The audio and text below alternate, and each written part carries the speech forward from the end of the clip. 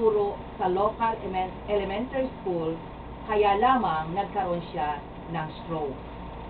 Sa ganitong mga pangyayari, kailangan kumilos ang isang asawa.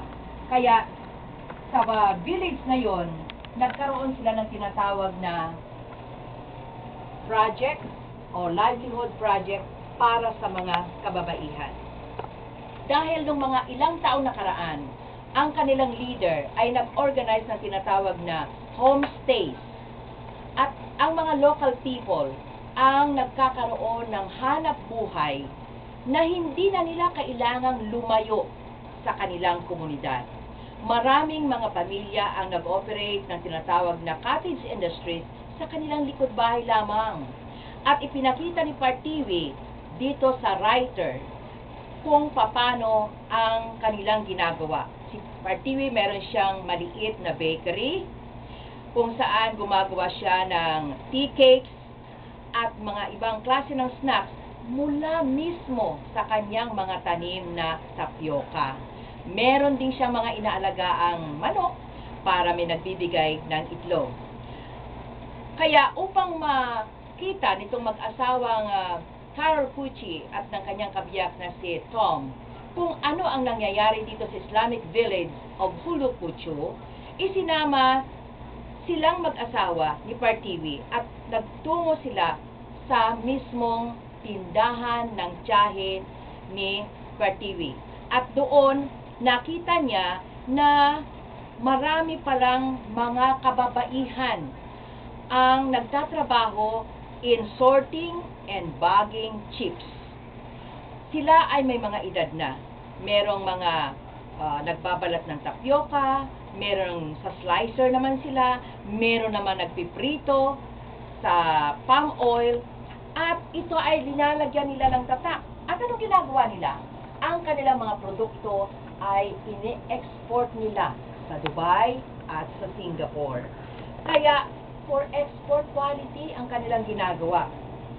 Ito si Partiwi ay nagsasabi na ang kababaihan doon sa kanila ay hindi nananatili sa kanilang tahanan sapagkat sila ay naghahanap buhay pero hindi malayo sa kanilang mga bahay-bahay dahil naroon mismo sa kanilang lugar ang tinatawag na livelihood program. At itong mga palauhin ni Partiwi ay napansin na ang pagkain ng mga tao sa pook na yon ay hindi sila gumagamit ng kubyertos. Sila ay nakakamay lamang at sila ay nakaupo lamang sa lapag kapag kumakain. Kaya nung tanungin itong ating writer na si Carol Pucci kung ano ang masasabi niya sa Malaysia, ang sabi niya, napakabubuti ng mga kapatid na Muslim sa Malaysia. Lalong-lalo na ang nakikita niyang kasipagan, kabaitan, at pagiging masayahin ng mga tao. Si Partiwi, kapag tinanong siya tungkol sa kanyang, kasi nakahijab siya, mga kapatid, ang sabi niya, dito sa amin, pinaniniwalaan namin na ang hijab ay para sa inyo, hindi kayo makalalabas ng bahay nang wala kayong make-up, nang wala kayong pulbos, nang wala kayong lipstick. Dito sa amin, hindi kami maaaring lumabas nang walang hijab. Dahil parang gano'n ang pakiramdam namin, na pag lumabas kami nang hindi kami nakahijab, pakiramdam namin ay hindi kami nakadamit o kaya naka-makeup. Kaya gano'n ang kanilang pagkilala at pagbibigay ng importansya sa hijab. Ngayon, nalaman nila natin na ang Malays ay 57% ng populasyon ng bansa. 26 million ang populasyon ng Malaysia. At ang Islam ay siyang opisyal na relihiyon. Ang Malaysia ay multicultural society with a large population of Chinese, Indian, at marami pang mga ethnic groups. Meron silang Hinduism, Buddhism, at iba pang relihiyon. Kaya yan po ang ating editorial news na nalaman po ninyo na sa pamamagitan po ng research ni Sister Aisha. Mga kapatid at mga kaibigan, bigyan po natin ng puwang ngayon ang pagbati ni Sister Fatima. Dumating na po siya. Assalamualaikum, Sister. Waalaikumsalam, Sister Rashida. Pasensya na po, medyo na late. Galing po akong bundok. Assalamualaikum sa lahat po ng mga brothers and sisters. At magandang gabi po sa inyong lahat. Lalo na po sa mga taga Villa Inares na ngayon po marami po talagang nakikinig. Alhamdulillah po. Waalaikumsalam, Sister. Alhamdulillah, nais ko rin pong ibalita sa inyo na noong nakaraang linggo, naroon po kami, ang grupo po ng Lihog Villa Islamic Media Foundation, kasama po namin si Brother June Obrero, sina Brother Yusuf Lapitan, sina Sister Shara, at marami pa pong ibang mga kapatid. Ay nagtungo po kami sa Villa Inares na sakop po ng Antipolo City. At nasaksihan po namin ang pagiging interesado po ng mga taga roon. Muslim and non-Muslim, very aggressive po sila sa kanilang attendance dahil interesado po silang matuto ng tinatawag nating livelihood. Ito po ay ang bonsai at stonework na pinasimulan na pong ni Brother June ang kanyang training program. Kaya po naging masaya ang mga kapatid natin, Muslim doon, at ganoon din ang mga taga-komunidad ng Villa Inares dahil interesado pa silang malaman kung ano ang mga dapat gawin at sila'y magkaroon ng extra hanap buhay sa pook na yun.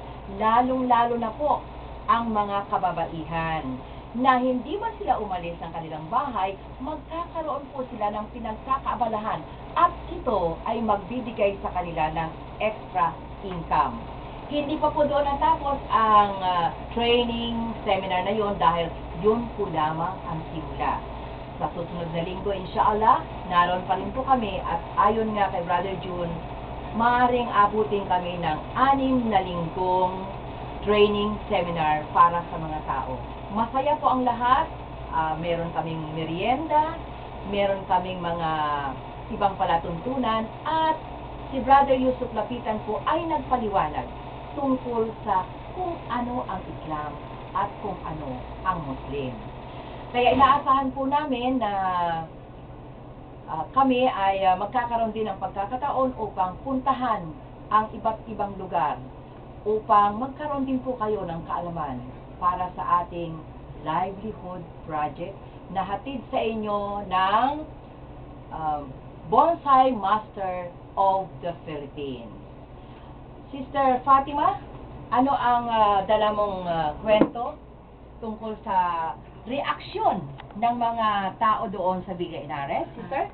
Sister Rashida, nung nandoon na nga ang mga brothers and sisters natin sa pangunguna ni Brother June Obrero, alhamdulillah po, naging talagang mainit ang pagtanggap ng mga tao dahil for the first time, akala nga nila, ang pupuntang mga Muslim doon ay yung mga kapatid natin at mga sisters natin from Mindanao, pero nagulat nga sila because Brother June Obrero is from Bicol. So marami pong Bicolano sa lugar na yon, at yun na nga po, nagsimula po ang training, parang seminar, lecture po ni Brother June Obrero, and then alhamdulillah po, nagkaroon po tayo ng dahwa po doon sa mga sisters at brothers po doon. At alhamdulillah, by this Sunday, inshallah, tuloy pa rin ang training seminar, lecture, and then magkakaroon pa rin po ng, sana po, paghintulot na naman ng Allah, magkakaroon pa rin po tayo ng dahwa po.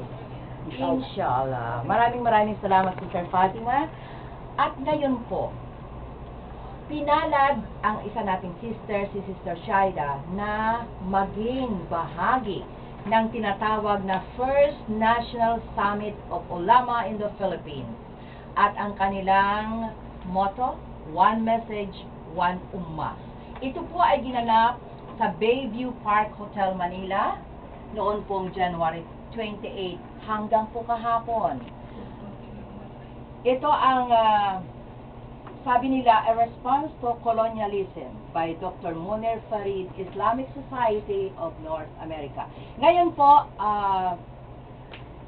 Nais naming ipaliwanag ni Sister Shaida kung ano ang